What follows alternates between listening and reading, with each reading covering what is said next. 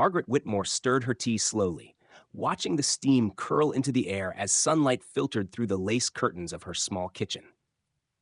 At 74, she lived alone in the same house she and her late husband Walter had bought in their 30s, a modest brick cottage on a quiet suburban street. The walls held decades of photographs, laughter, and silence.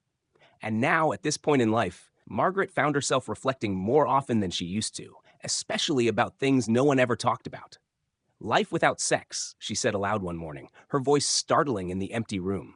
Why does no one ask about that?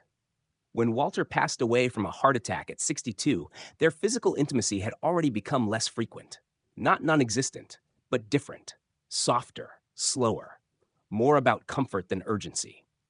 After his death, there was a stretch of grief so thick it drowned out everything else. But when it finally lifted, Margaret realized something surprising. She didn't miss sex the way she thought she would. What she missed was the weight of a hand on her back at night, the silent language of a glance across the dinner table, the small intimacies, the laughter before sleep, the warmth of sharing a bed with someone you'd loved for nearly 4 decades. Her friends rarely spoke of such things. During afternoon bridge games or over wine at book club, the topic of sex, especially postmenopause, was like an invisible wall. A few hinted at dry spells. Some joked about vibrators. Others changed the subject entirely. It was as if they were all afraid to admit something that felt too vulnerable, too personal. That sex had either faded away or become something they no longer needed, and they didn't know how to say that without seeming broken or less human. Margaret remembered one evening when her granddaughter Emily, visiting from college, asked over dinner, "Grandma, do you ever date again? Or think about, intimacy?" Margaret had smiled. "Dating, not so much. Intimacy, well, yes, but not in the way you probably think." Emily had tilted her head, curious. Margaret took a sip of her wine and said honestly, "Sex was a beautiful part of my life, but after 50, and especially after Walter died, it stopped being essential. I didn't stop needing connection. I stopped needing sex to feel whole." That moment had surprised both of them, and later, it sparked a longer conversation. Emily confessed that she feared growing older meant losing desire, losing relevance, becoming invisible. Margaret shook her head. "That's the myth, sweetheart," she said. "That aging is a downward slope into emptiness. It's not. It's a shift, a change, but not a loss." In the years that followed Walter's death, Margaret had grown closer to herself than she ever had before. She took long walks in the woods. She began painting again, watercolors and small portraits. She learned the joy of slow mornings, soft jazz, and growing tomatoes. There were quiet nights when loneliness crept in like fog, but it wasn't always about sex. Sometimes she missed someone to make tea for. Other times, she simply missed being needed.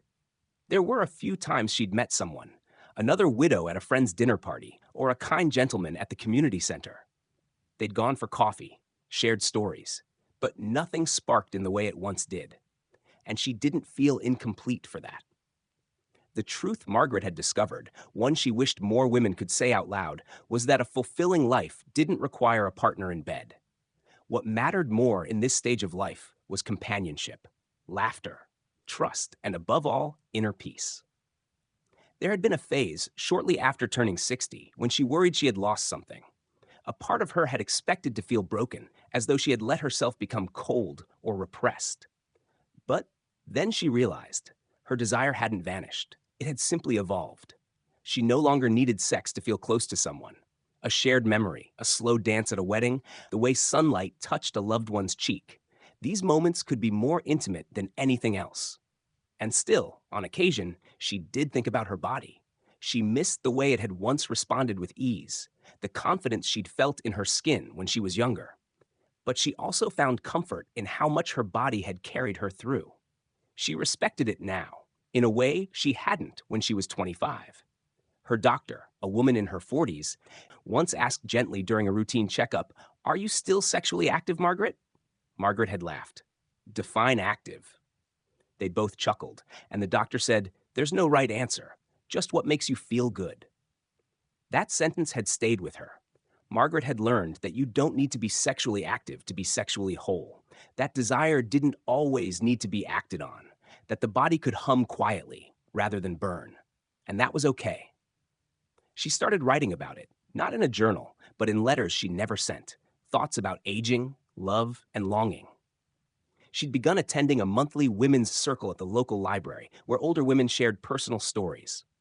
At first, everyone was hesitant, but once someone broke the silence, the stories flowed like water of marriages that grew cold, of divorces that freed them, of new passions found after 70.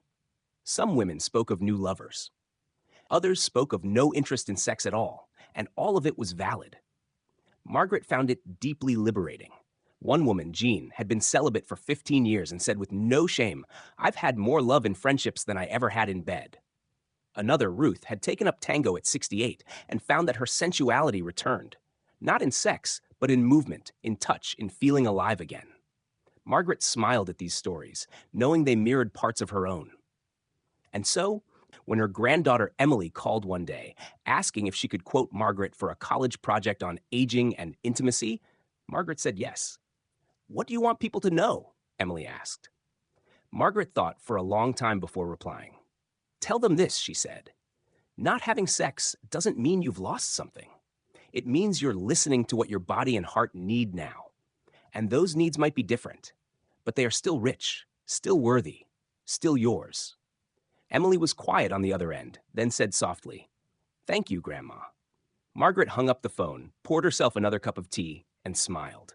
It had taken her decades to learn that a life without sex could still be full of warmth, of closeness, of purpose. And that, perhaps, was the most surprising part of all.